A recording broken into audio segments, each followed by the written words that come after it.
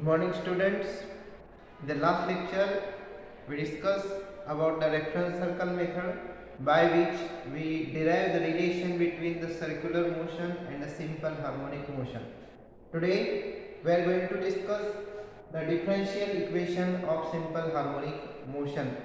We know a straight line, a circle, and any geometrical shape can be represented by an equation. So, this simple harmonic motion also represented by a equation which is called as the differential equation of simple harmonic motion.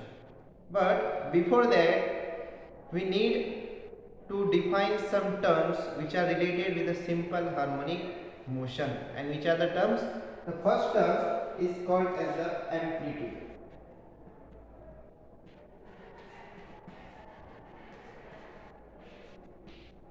So what is amplitude? Consider a particle is performing a simple harmonic motion along a straight line. Consider a particle performing simple harmonic motion along a straight line.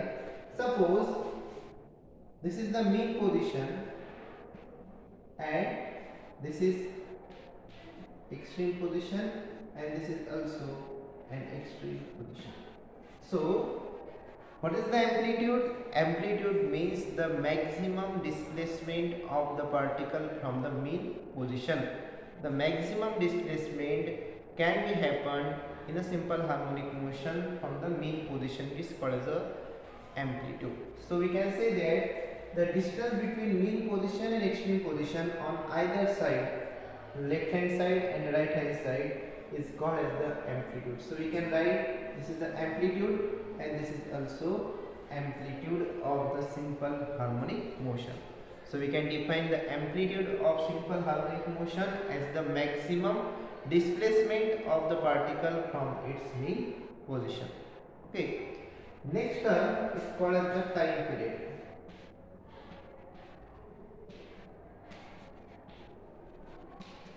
So what is time period? Time period is nothing but the time required to complete one oscillation. The time required to complete one oscillation, it is called as a time period of simple harmonic motion. When the particle perform or particle complete one oscillation, consider if the particle is starting from mean position, then like this, again return back to mean position, then from mean position to the opposite extreme position, and from extreme position to the mean position, then we can say that it complete one oscillation. And the time taken by the particle to complete such one oscillation is called as the time period. And what is the time period of this simple harmonic motion? The time period of simple harmonic motion T is equal to 2 pi by omega, where this omega is nothing but the angular velocity of the particle performing simple harmonic motion. Okay, then we are going towards the frequency. What is the frequency? Frequency means the number of oscillations completed by the particle performing SHM in 1 second. So we can say that frequency N is the number of oscillations completed by particle in 1 second. So we can write this N is equal to 1 by T. If the unit of this time period is second, so we can say that the unit of this frequency is equal to second inverse, or which is also called as the hertz. Okay, so this is the frequency of the simple harmonic motion. Now we are moving towards the differential equation of simple harmonic motion.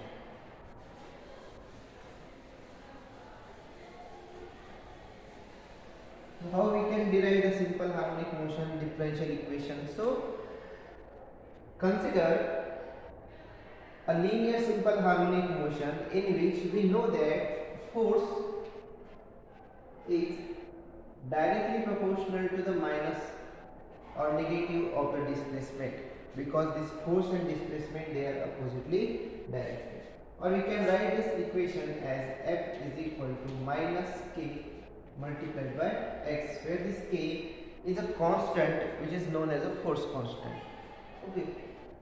But we also know when a particle performs simple harmonic motion, an acceleration acts on the particle, due to which a force is also act on the particle. So we can say that the force acting on the particle performing simple harmonic motion is also equal to the mass multiplied by acceleration, and this equation comes from the Newton's second law, which states that the force is directly proportional to the rate of change of momentum. Therefore, F is equal to mass multiplied by acceleration. So what is acceleration? This acceleration is nothing but the rate of change of velocity with respect to time, which is nothing but the rate of change of displacement with respect to time. So we can write this acceleration is equal to d2x divided by dt square. So this is the acceleration. So we can write this F is equal to, it is mass into acceleration, which is nothing but d2x by dt square. Okay. But we know the force acting on a particle performing simple harmonic motion is nothing but F is equal to minus kx. So we can equate this equation m into d2x by dt square with minus kx.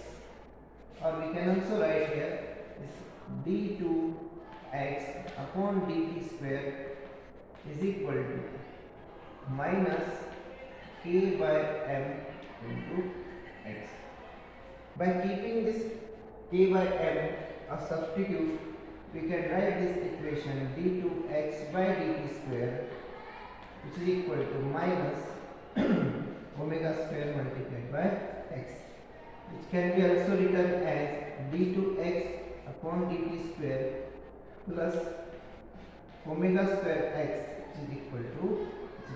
So this is the differential equation of the simple harmonic motion, in which this x denotes the displacement of the particle and this omega denotes the angular velocity or angular frequency of a particle performing simple harmonic motion.